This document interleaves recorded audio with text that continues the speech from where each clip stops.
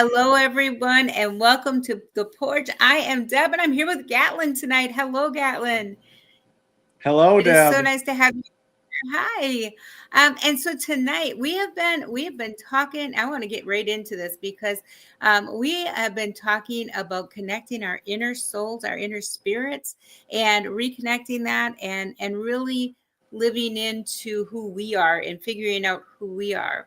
And so I always have this little thing. Let's take a deep breath and breathe in God's love and breathe in all of the good things around us. Then we can exhale all of the stress and the strain. So, but Gatlin knows a little bit more about that than I do, and I'm going to have him introduce to us some of the breath work that he does and explain to us what it actually is because I don't know. So, if I'm going to give you the floor, and if you could explain to us what it is you do. Hi, Westa.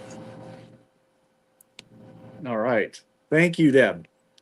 All right. Yes. My name is Gatlin Fenwick. I'm here in Reedsburg, Wisconsin, and I run an organization called the Blake Matthew Mindful Memorial Foundation.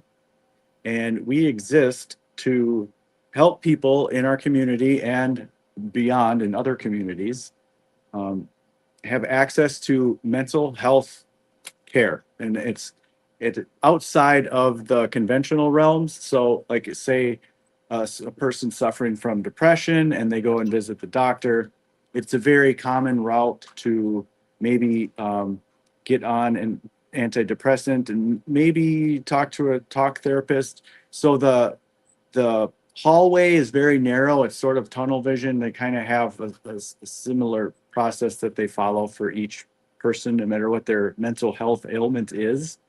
And Great. I discovered on my journey, what started this whole foundation was we lost our son to suicide, and I'm sorry. we in, we inherited. This was back in 2020.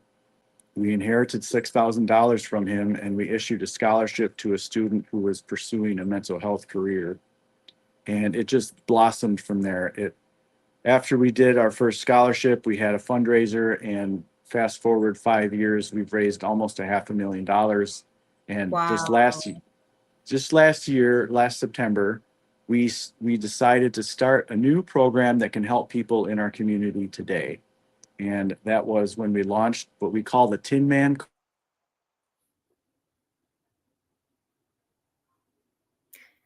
I'm thinking we lost you, Gatlin. You guys let us know in the comments if you can hear Gatlin or if it's just on my end. If you could let me know in the comments. Let me see if I can get a hold of him because it just kind of went out. So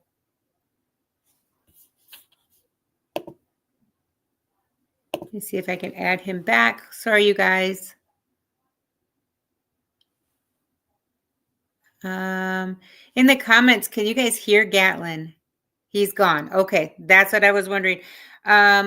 Brenda, do you have his number that you could let him know? Because I don't have any way to contact him otherwise besides Facebook. And so, okay, so we lost connection with Gatlin, but we will bring him back. So Brenda, if you could call him quick, is there a way to get a hold of him and let him know to log back on? And then we will go from there. So, and as we're waiting for Gatlin to come back, we're really talking about all of this wonderful foundation that he started, and I'm so excited to hear his full story and what he is doing with this breath work therapy. And he is okay. Let me see if I can add him in again. Nope, he's not there yet. So, but we're going to get him back. We're going to find him. We're going to find him. But this breath work therapy, and here on the porch, we have been working a lot on connecting our spiritual self. There you are. Okay, I'm back. All right. Yeah. When did you lose? When Okay, did? we found him. All right. Do not disturb. What part did you lose me at? Right when you were telling us about the coins. The Okay. Yeah, in Yep. September So you started a new program. yes, and since then we've issued 125 coins, which represents 125 wellness grants that we've issued to people. Wow. And And each coin is tailored to the person's specific needs based on what they are open to. Maybe there's some things that they're opposed to. So after we get to know them better, we issue a wellness grant that is tailored to them. Okay, And so one question as you're going through that, the wellness grant is tailored to them for what? okay, so they reach out to us. They apply through our website for anyone struggling with a mental health issue. Okay. Okay. So people come to us who are suicidal. People come to us with OCD. People come to us with uh, the whole spectrum. People come to us with relationship problems. People come to us who aren't necessarily depressed, but maybe they just feel like something's missing, or that maybe they feel stuck, or they just feel maybe numb, and they want to feel more alive. And So whole. they're right, the whole spectrum. And we've had 12-year-old kids apply. We've had 75-year-olds apply. So there really is no strict criteria where this grant, this wellness coin is available to anyone who applies. We are limited to what we can give out based on our budget, but everyone everyone deserves access to mental health care, and it's not always a financial barrier that keeps people from receiving that access to mental health care. It could be social stigma of just not feeling comfortable talking about it, or it could maybe it's a financial barrier, or maybe it's just ignorance or innocence and just not knowing what other things are out there besides the conventional route of taking a pill to feel less depressed and going talking about your problems to a therapist. That doesn't work for everybody, and I'm not discounting that. It's a very good thing that has helped a lot of people, but the point is that everyone is different, and the journey of healing or transformation or whatever you want to call it is unique to everybody, because our backgrounds are different, our interests are different, our maybe religious beliefs or philosophical beliefs are all different. So we really tailor these wellness grants to the individual. So do they In come in for like an interview then? Is that what so you get to know them? You get to know them. Yes, And then you can say, these are the therapies or these are the things that we have to offer to help make you whole. Is that how that works? exactly. We have we call it an onboard meeting. When somebody applies, they come in and they meet with one of our meeting facilitators, and that's where we get to know them better. That's Okay. when they get to understand what the foundation does, and that way we've found by doing that we can really issue a coin that has their signature on it, and something that they will look forward to doing instead of saying you have to go do this. Um, there are so many different options out there. We assign wellness coins that give people access to breathwork coaches, meditation coaches, yoga, acupuncture, spiritual groups, women's groups, men's groups, um, sound healing, Reiki therapy. I mean, the whole spectrum of what can help a person on their journey to wholeness, to wellness, to feeling the joy of life. We naturally joyful beings. So to be able to find that, peel back the layers of the onion to get back to where that wholeness was when we were born. So it's more about unlearning than it is learning. So I've been doing a lot of that lately. good. That's good. Me too. And it's a never ending journey. We never reach a point where we don't have a bad day. Like that's just not a thing. So it's, you know, balance. That's my word for the year. Like 1 foot in, 1 foot out. Because on one hand, we could indulge into all the desires of life and the attachments that we have with our ego that just only results in suffering, or we can, become a renounced monk and and not have any desires. And so there's two very opposite ends of the spectrum, and the idea here is to find that balance to have that stillness, that presence, that peacefulness and natural compassion that we are as humans, while also having the other foot in the human world, because human, the word human being, or those two words together, we we often use the word human as if it's like a shorter version of saying the word human being. But there's the human part of us, which is on this horizontal plane. It's the 3D world that we live in, that we're very familiar with. It's the doing, it's the thinking mind, it's everything we can see, touch, and observe with our senses. But then there's the being part of us, and that's a vertical plane. That's the divine part of us. This is the spiritual part of us. Call it soul, spirit, universe, God, Tao, Jehovah, whatever your modality is. Right. That that word of higher power, or I like to call it heart power, because the word higher implies that it's up or that it's out there. And I like when I coach people who are of the Christian belief, I like to remind them of what Jesus said in Luke 13 something. The kingdom of God is in the center of your heart, and do not look over there. Do not look over there. You will not find it. It is not out there. It is not that next job. It is not that next boyfriend. It is not that next house that you get to live in, or that event that's going to take place. But it's just a natural part of our ego and our attachments to always seek that outside gratification, knowing that you're thinking that happiness or true fulfillment lies somewhere out there. And the idea of God, or whatever you want to call it, being out there is also false. It is right here. The power to transform, the power to be that natural, joyful human that you once were, um, is in the center of your heart. And this is a good segue into the breath, because this is I want to start by talking about the two parts of us. So thinking of ourselves as two parts that are forming a relationship. But we often hear the term mind and body as if they're two separate things, um, even though our mind is within our body.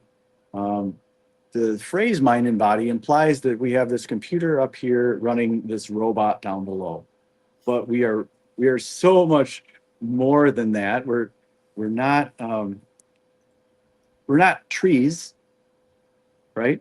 But Right. we are one thing. We have one body. We are this one thing. We are a being of action.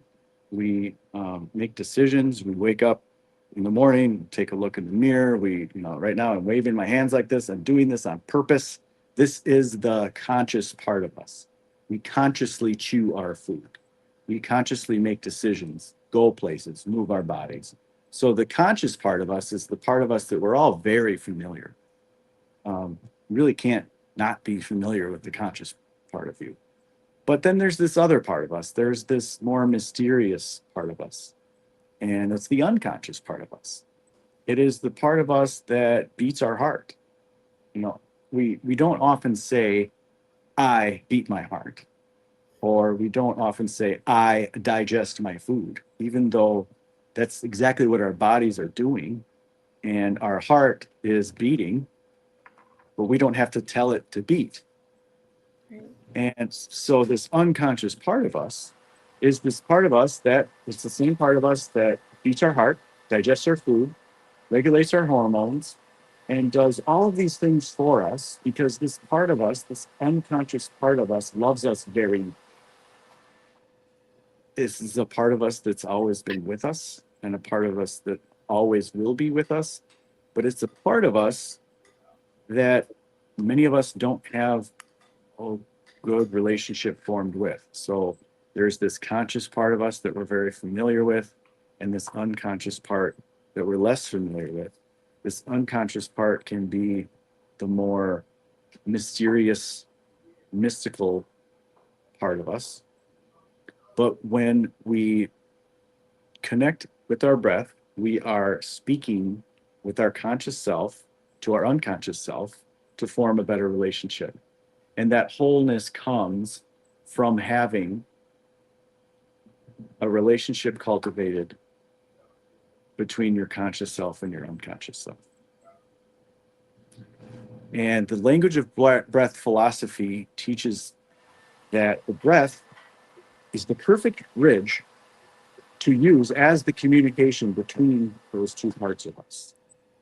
And it's easy to understand when you realize that breath is the only vital bodily function that we can choose to have conscious control over, but we don't have to.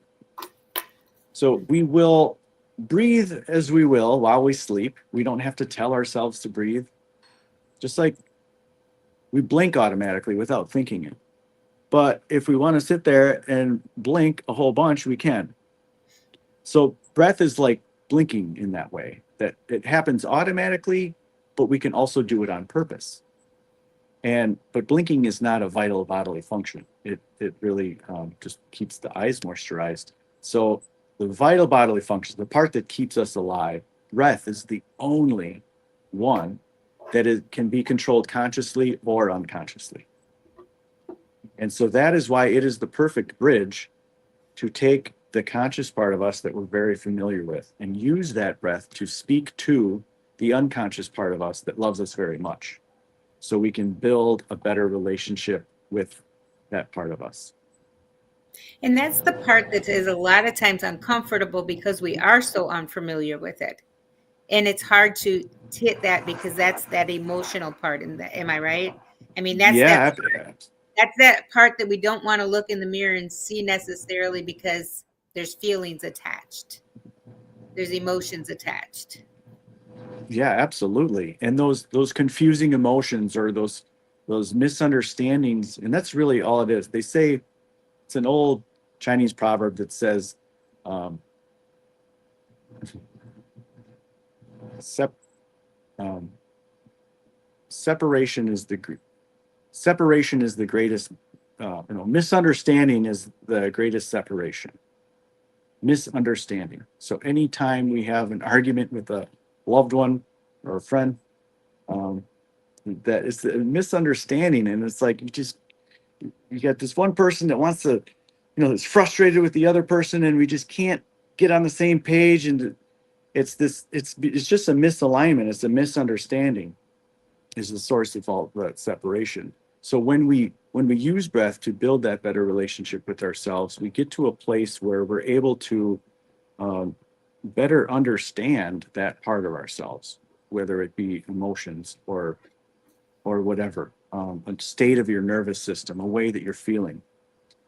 And when the language of breath was invented, maybe 5, 6, it was not very old. Jesse Coomer, the founder of this philosophy, was involved in a study, and it was an amazing study that just so many good results came out of it, or good discoveries came out of it. The study involved 100 people. They monitored the breathing patterns of these people throughout their day, their stress levels, their cortisol levels, their what they were doing, and then the results of the study showed that the state of our nervous system, as it fluctuates throughout the day, the stressor moments and the relaxed moments, um, or the agitations, the irritations, the frustrations. Well, that state of our emotion, that state of our nervous system correlates perfectly with the patterns of breath.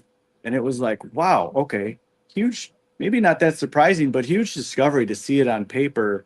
And then it begged this question, like this age old chicken egg scenario. Are we feeling this way because we're breathing this way? Or are we breathing this way because we're feeling this way? Hmm. And it was a light bulb moment for Jesse when he's called it the language of breath, because he was a language professor who got involved in alcohol and drugs. And when he found breath work, he found it, he said it healed himself. And he studied all of these different breathwork philosophies, ancient and new age, and put together his own philosophy. And that's what gave birth to the language of breath. And so the results of that first study discovering um, what what came first, is it Do we feel this way because we're breathing this way, or are we breathing this way because we feel this way? And the answer is both. If we don't have any awareness of breath whatsoever, like if we don't pay any mind to it, if we have no attention focused on our breath, if we have no idea how we're breathing, then our breathing pattern will just mirror the state of our nervous system. Think of it as Sure. being strapped down to a flatbed rail car on a runaway train. So these situations in our life and the state of our nervous system is just bringing us along for the ride. Hang on. Emotions are going to come in. Nervous system state is going to shift. Um, Ideas and decisions are going to be made maybe in states of mind that we ought not to be in, or when we're making those types of decisions, or maybe we're doing something we regret, or maybe we're just living in a nervous system state that's not good for our digestion. So we use breath as that language, knowing that each breath is a word, and each series of breaths, or a breath technique, or like an intentional breath practice, then forms those words together to create sentences. And those sentences are heard by the unconscious part of us. And an example might be, say you're feeling a lot of anxiety, stress of the day, got all these things and these problems, and oh my God, I'm about to have a nervous breakdown. Well, if there's no awareness in breath in that, we tend to breathe very shallow, or maybe we're holding our breath. And another example is when you like dunk your body into a tub of freezing water. Um, the first reaction, the natural reaction, is to inhale, fill your lungs all the way up, and then we stop breathing, and we just breathe real fast. Like, well, that's when hyperventilation sets in. We're not breathing properly in that situation, and the breathing pattern that we have because of that reaction just exacerbates the problem. That's when hypothermia sets in. So that's a situation just like I was saying, you're a passenger on a runaway train. You're just along for the ride. But then when we bring in awareness of breath and conscious control of breath to that situation, we can calm ourselves down. And an example is, say, okay, simple example, soldier's breath. That's the breath where we inhale for 4 seconds and exhale for 8 or 10, whatever, as long as the exhale is extended, exhale is longer than the inhale, automatically sends a signal to our autonomic nervous system to put ourselves in a state of rest and digest, a state of calm. And so it's called soldier's breath because it's commonly how soldiers are taught to fall asleep. 4 seconds in, 8 or 10 seconds out, and it automatically calms you down. But if we don't have any awareness of breath, then we will never have the advantage to use that. Right. So these are some of the soldier's breath or whatever. That's one of the techniques that get taught in these Yeah, sessions. yeah. So there's a million ways to breathe, right? Soldier's breath is just one of them, and Okay. it's just an example of, in that example of soldier's breath, when we take 10 breaths, 4 seconds in through the nose, 10 seconds out through the nose, we do that 10 times, or do it for 10 minutes. The longer you do it, the deeper you go into that state. But that's an example of that breath is speaking a sentence to our unconscious self. It's speaking a sentence to our nervous system to say, you can calm down, you're safe. You can safely process emotions. You can have a clear mind. Um, you can deal with whatever the situation is that you're dealing with. It doesn't have to be as difficult, because when we meet any uncomfortable situation or frustration, the whole spectrum of suffering, a minor irritation like getting stuck in traffic, all the way up to this torturous level, I can't take it anymore situation, that whole spectrum of suffering, when we meet those encounters with resistance, when we're like, I don't like it, I don't like this, when we resist it, it just makes the problem worse. And Right. we get stuck in our thinking mind, and our ego attaches to these ideas and these beliefs and these attachments, like my thoughts, my emotions, my idea, my decision. This is my authority. And all this ego attachment just leads into everything. My house, my truck, my whatever. So when we are able to connect with our breath, we are dropping ourselves, dropping our awareness into our physical body. And it's not possible to have a thought when it's not possible to be chasing a thought while you are having awareness of breath, because we're kind of like we're very zoned in creatures. Like, we tend to be able to only think about one thing at a time. And so when we think about our breath or bring our awareness to our breath, we're dropping out of the thinking mind or out of the suffering mode into our body and connecting with our breath. And so just that alone, just dropping out of the thinking mind, has, you know, endless value to it, because Right. that tends to be how we operate in the thinking mind. We're always going. We wake up, we got to do this, we got to get the kids ready, we got to go to school, go to work, and then we got to get home and make dinner, and then it's just one thing to another.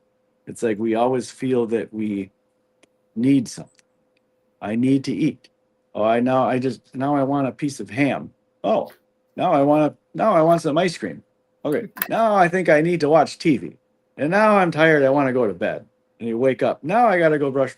So it's just thinking mind, doing mind over and over, and we get stuck in those modes of thinking mind, and that is where suffering lives. So this awareness Mm. of breath that we teach helps build that not just awareness of breath, but awareness of um, the internal state of our body, awareness of thought itself. And like, that's the benefit of meditation, is just catching those moments when you are chasing a thought, and then that bell goes off and you realize, oh, I'm thinking, I should come back to staring at the candle. Every time you recognize you're having a thought during a meditation is a magic moment. And the more bells that go off during a meditation practice, the more magic moments you have during a meditation practice, the better. So a lot of people will start a meditation practice and say to me something like, I can't do it. I suck at meditation because my mind is just so busy. Well, that's good. That means that they're at least aware of that. And when we, at the end of this session here tonight, we'll drop into our breath, and there might be a thought that comes in your mind because you're human. That's very normal. The value lies in recognizing, being aware of that thought. And as soon as that happens, we can come back to our anchor, whether that be our breath Whether or so just one. oh, Okay, I sorry, what's think we're that? back now. Like I said, no, that's okay. I think we're just there's just weird connections. But I think we're back. I think we're good. So yeah. So as we finish, or as we continue, and so with what I guess one of the questions that I had, that somebody messaged me on the side is, what are the benefits of a breath therapy session? What are some of the things that it could, if they went to the breath therapy, is it therapy? Is that but Breath what work. are some of the benefits?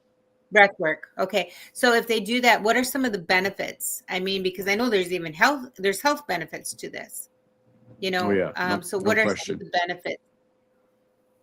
Well, like I said, there's so many different ways to breathe. So in any given specific breathwork session, there's many different ways that could be done. One example could be like a deep holotropic breathwork. This is where then it's a lot of work. Like it could be like breathing like this for 40 minutes.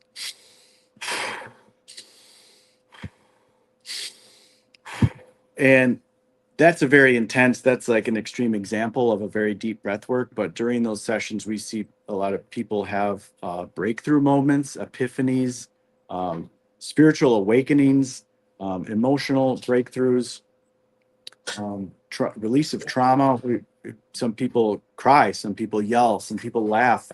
It's some people just feel pure bliss. They feel like they're out of their body, and so it's almost like the breath work itself is a medicine, and and we never really know what the medicine is going to deliver, but the medicine will deliver whatever it knows that you need. So sometimes it's quite a surprise at what can happen out of a breathwork session. But most times we're not doing these very intense holotropic breathing patterns. We're just teaching awareness of breath. And the main benefits out of a breathwork session or a breathwork coaching series is building that muscle of awareness, which I guess a synonym to that could be presence, or stillness would be another word. All synonyms that mean the same thing. It's finding that calm peace of mind to be in the present moment instead of rehashing the past. Because when our thoughts drift into the past, that tends to lead to depression. But when our thoughts are worried about the future, that leads to anxiety. So Right. the the peace exists in the present moment, no matter what's happening, no matter what irritations or ecstasy is around you. That enjoyment or that peace of mind exists only in the present. Right. And So nervous, I think sometimes, sorry, I think sometimes this, we've been on the porch, we're doing this. We are really trying to connect with that inner spiritual self. That is exactly what you're talking about, where you're calling it the conscious. You know what I'm saying?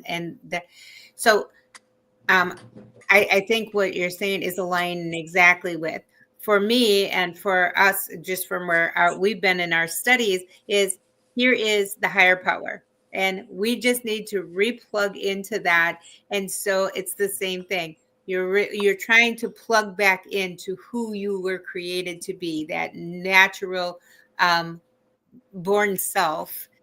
And we disconnect to that because the world is throwing a whole lot of stuff at us, and yeah, yeah, it's easier to identify with the stuff that the world's throwing at us because we're familiar with it. And so that is kind of where we're at. I'm just kind of catch people up to try to put it in porch language, maybe, yeah. because we you know what I'm saying. So this is kind of where we're at. And So Rhonda is asking, do you recommend this breath therapy before meditation? Well, usually the two just coincide. So when we drop into our breath, we find ourselves being calm or drop out of the thinking mind. It's very relaxing. But while we are focused on our breath, once in a while a thought will come in, and then we'll recognize that and come back to our breath. So I would say a conscious awareness of breath is meditation. Certainly is. And then it's like a muscle that builds, because instead of just feeling like I'm going to connect with my breath during this 10-minute conscious breath session that I'm going to do for myself, it bleeds into other parts of our life. Like we find ourselves having presence and awareness when we're making our coffee or brushing our teeth or listening to a story, Mhm. instead of making or listening to somebody in a conversation and thinking, oh yeah, I'm thinking of how I can respond to that, or I'm thinking of a similar story and waiting for you to be done talking, or maybe I'm going to interrupt you because I'm ready to. Well, in that situation, we're not present with that person. We're in our thinking mind while we are listening. So the benefits of building an awareness of breath, and which you could also just say is a different way of meditating, is building that muscle of being able to be in that present moment for any point in your day. And that's why I love breath so much, because it's not like yoga, you have to roll out the mat. Exercise, you need to go to the gym or put on your running shoes. Um, all these other things require you to set aside separate time, but you have your breath the moment you wake up you have conscious control of your breath the moment you wake up. While you walk to the bathroom, brushing your teeth, walking to your car, driving your car, um, while you're walking from your car to your office, while you interact with people at your office, there is never a moment where you don't have your breath. Right. Right. There's just and the very first breath you ever take when you come out of your mother as a baby is an inhale. The first breath you ever take is that inhale. And then, but it requires muscles to breathe, to inhale. So the last breath we ever take is an exhale. So it's interesting that the first one is an inhale, the last one is an exhale. So we can compare life, however long it is, as to one big breath. Right. And when we reconnect with it, it is like reuniting with an old friend that we've had with us forever, because we have. So it's very familiar. Once we reconnect with it, it's nothing weird. And yes, there are spiritual benefits that can come about from the language of breath practice as I teach it, but that medicine is most definitely hidden in the cheese. The way we teach it is scientific. So when we this is an interesting thing about the nervous system. Our nervous system is the brain connected to all these millions of nerve endings in our bodies. But what most people don't know is that 80% of the connections in our nervous system are leading from the body to the brain. 20% of the connections lead from the brain to the body. So, Hmm. what does that mean? It means that our brain's number one job is to listen. It is not as much of a command center as we think. And the vagus nerve, this really huge nerve that leads from the base of our brain all the way down, it connects to our heart and our gut. And most of those connections are leading from our heart and our gut back up to our brain. So I ask you, where is the command center in our body, if there is one? It would be right here in this core. It would be our heart in our gut. And that's where we get the terms like broken heart, gut feeling, this intuition. That's where it comes from. It is this part of our body, which is right where we're breathing, that connects to the brain. And when we build that breath practice, that awareness of breath practice, it synchronizes the frequency of our heartbeat to the frequency of our brain. And this is scientifically proven with instruments that can measure this, that the frequency of our brains and our heart are normally out of sync. But when we sit, even with our breath, and connect for 5 minutes, doesn't matter what breath pattern you're taking, just make sure it's deep and even, and we focus on the heart. We are synchronizing the heart to the brain. And that is the 10-minute practice I'd like to lead to end this session tonight. I think that's great. Just one quick question. Brenda's wondering when another class is that people could sign up for. Sure. We don't have one on like a groups class on the schedule right now, but we offer individual breathwork sessions any day of the week. Well, Monday through Friday, usually. Okay. And we also do it virtually online. So anybody, no matter where you are, can connect with myself or one of our we have multiple breath coaches in our network. We have Hispanic speaking breath coaches, if that language is better for you. And we also hold periodic group breathwork sessions. The only contraindications to doing deep, heavy breathwork are uncontrolled high blood pressure and epilepsy and pregnant or nursing. And it doesn't mean that those three classes can't do breathwork, but it's important to know that we don't overdo it and don't do any super ventilation. So we absolutely can teach awareness of breath, and there's 1,000 different breath techniques that someone like that can do. But those are, if we talk about risk, superventilation with epilepsy can cause a seizure. So there's just some things to Okay. be aware of there. But we're That's not going to good. do any of that tonight. Okay. So I'm excited. So, all right. Whenever Okay, I you're just ready, if there's anything else, teach us some of the teach us. okay. All right. And I just have like 10 minutes planned for this, so it's going to be I wish I had some music to play, but I don't know how to do that on StreamYard, so it's just going to be whatever the background noise is, let it be. Close your eyes.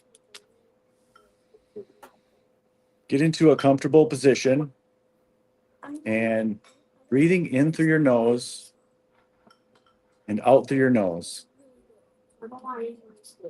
And while you breathe, just bring your awareness to the physical sensation of that air coming into your nose. Slowly trace it going up your nostrils, through your sinus, down your trachea, into your lungs. Feel it reach the bottom of your belly, and then slowly trace it back out.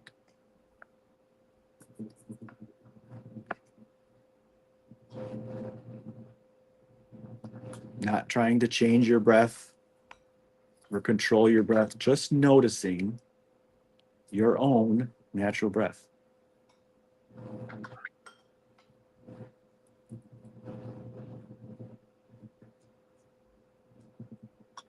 Maybe on the inhale, the air feels cooler, dry.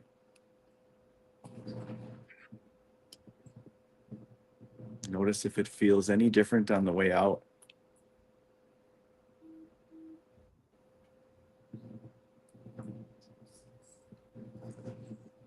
Bring your awareness to the muscles you're using to breathe.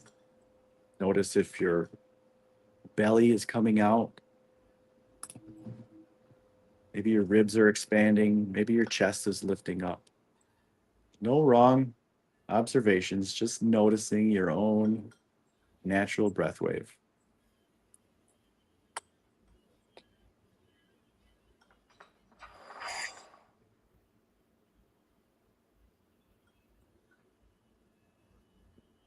Notice how deep your breath is. Notice if the exhale is longer than the inhale, or maybe the other way around.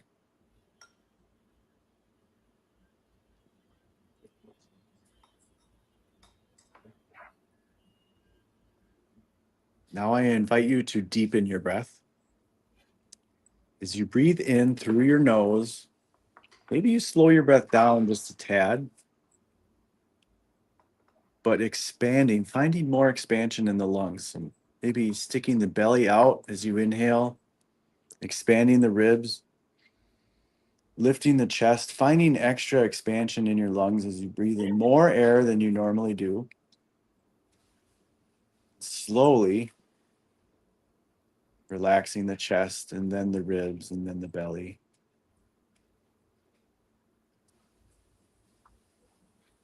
Just bringing your awareness to deepening and lengthening your breath.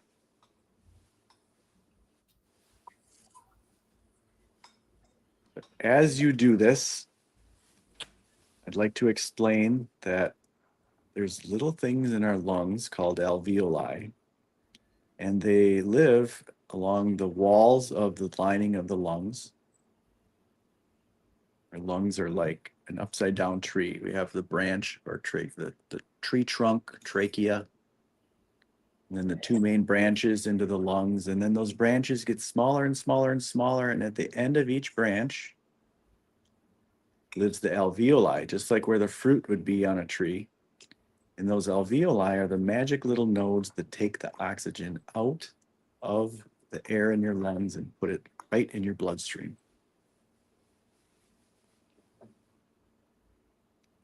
Most of the alveoli live in the bottom half of the lungs. So on your next inhale, I invite you to imagine that right behind your belly button is a blueberry. And as you begin your inhale, let that blueberry expand to the size of a softball or a grapefruit. And then after that, let your ribs expand like you're opening up your wings. And at the top of the inhale, let your chest come up. So it's belly, ribs, and then chest on the inhale. Just practice that on your next inhale. Belly, ribs, chest. And then as you exhale, focus on relaxing your chest first, and then your ribs, and then your belly last.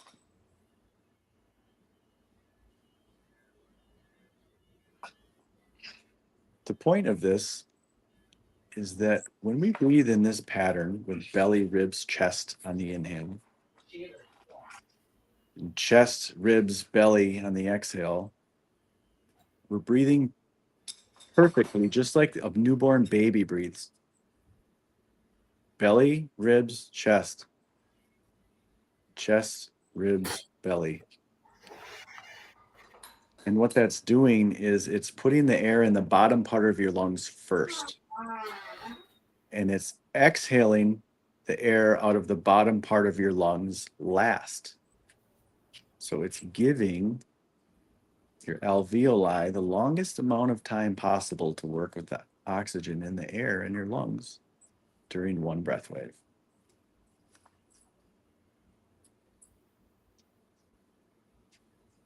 So as you breathe your full baby breath wave, let's move to a cadence of 5 seconds in, 5 seconds out.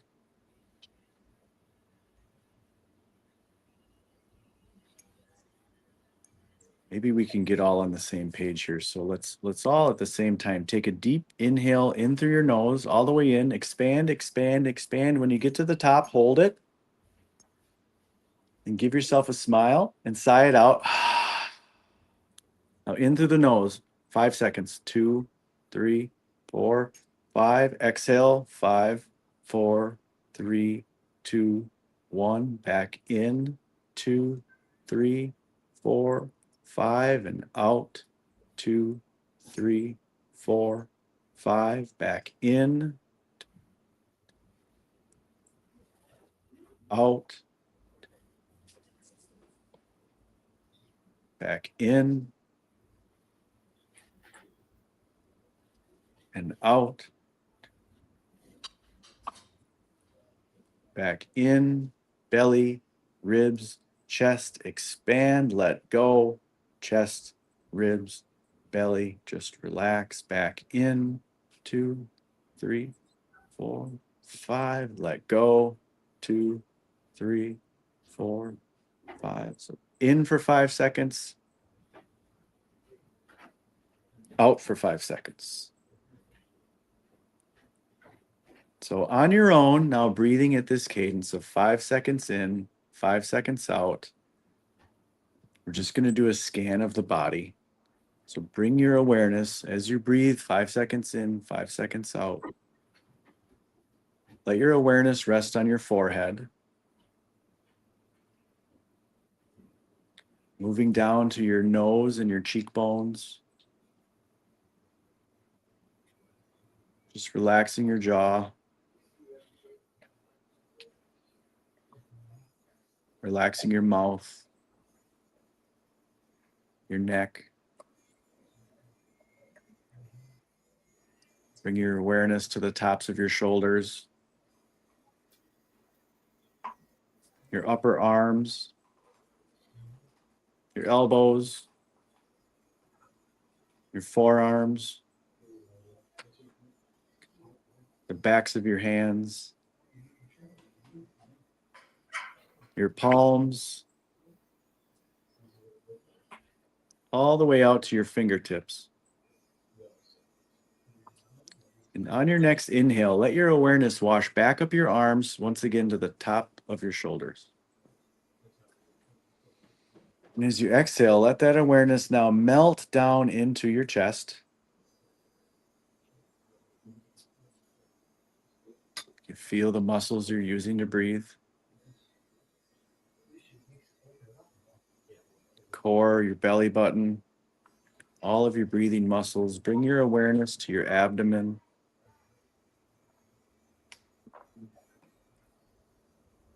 Your hips, your glutes, your upper legs, your knees, space behind your knees and your kneecaps. Letting that awareness melt down into your shins and your calves, your ankles, your heels, the tops of your feet, the bottoms of your feet, all the way out to the tips of your toes. This is awareness of breath and body. Using your breath to drop out of the thinking mind and into your physical body. A place not so familiar to some of us. Whenever you're ready, take a deep inhale in through your nose, deepest breath you've taken all day, all the way in, all the way in, all the way in, and hold it. Hold it. Hold it.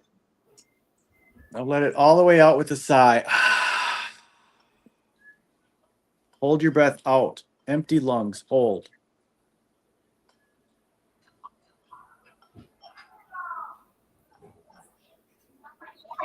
Now you can return to your natural breath. Open your eyes. And just take a little mental note, or with a pen and paper on a journal, just write down how you feel.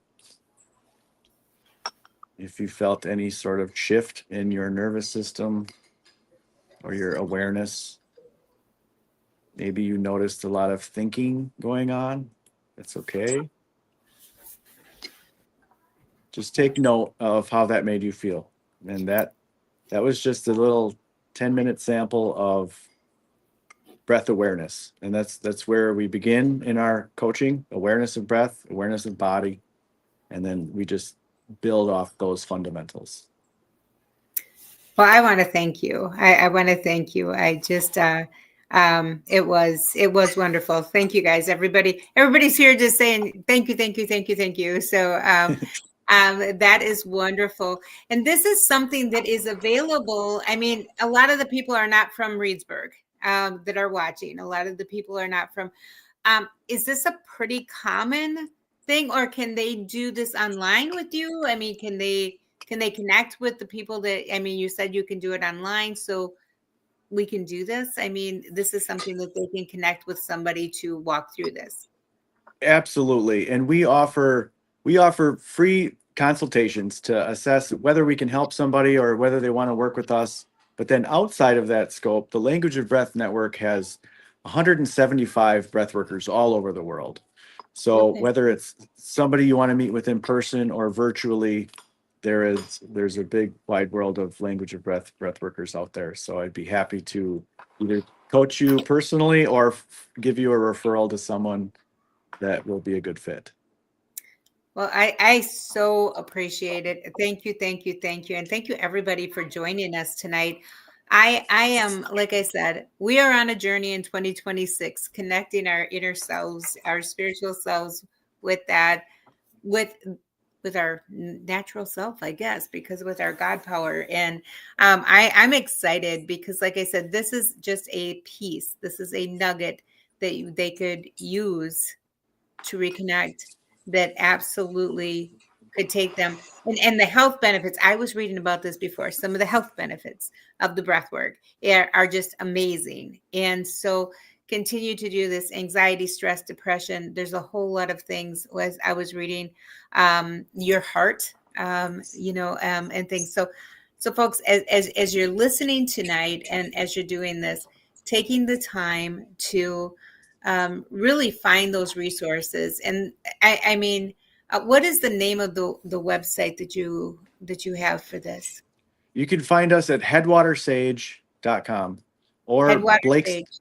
Yes, that's our coaching business that's outside of the foundation. Otherwise, Blake's Tin Man.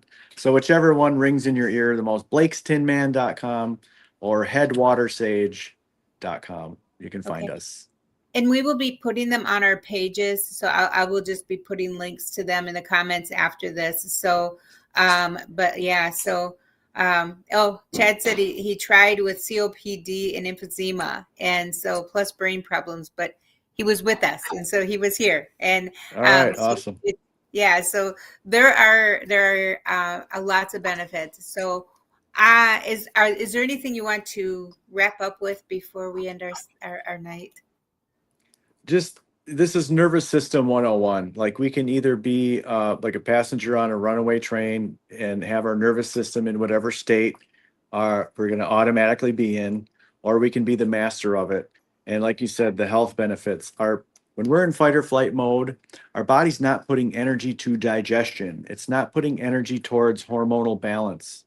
It's when we're in combat mode, our heart rate is elevated, our blood pressure is higher. So when we drop out of that into our rest and digest mode, that's when we're able to digest our food properly. And epidemic right now across the world is that we tend to live in combat mode, even when our minds feel calm, from the moment we wake up to the moment we go to bed. So this is hugely beneficial to shift the state of our nervous system so our bodies can rest, digest, repair, relax, replenish, rejuvenate. All these R words live in the rest and digest mode. So thank you so much for having me. This is a pleasure. I love Well, teaching thank you language so arts. much for joining us again. And like I said, I want to thank everybody else for hopping on tonight. You know, we're going to be putting pieces of clips from this on over the next couple days. There will be different little clips that we'll be putting out there. Share those clips, you guys. Let's reach people and let them know that there are resources out there that are available, and there are resources out there and other non-traditional therapies that we became. I think some of the therapies that we do now, even talk therapy, medications, are becoming traditional, and this is more of a holistic approach that I think is something that if you can connect with this is what resonates with you. These are available. This holistic approach is available, and it is beautiful. So I want to thank you once again. Thank you for starting the foundation.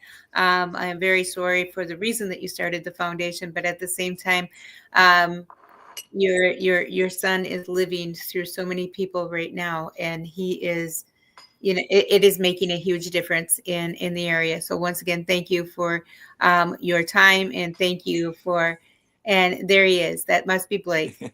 Yep, that's Blake. There is Blake. Okay, that is awesome. Well, thank you, and your family for everything that you're doing to help your community and to help the area around us. So, thank Oh, you again, and thank you everyone else for joining us. Have a great night, everybody. God bless. Hope to see you in the morning. thank Thanks. you. Kayla. Yep. Thank you. Bye. Bye.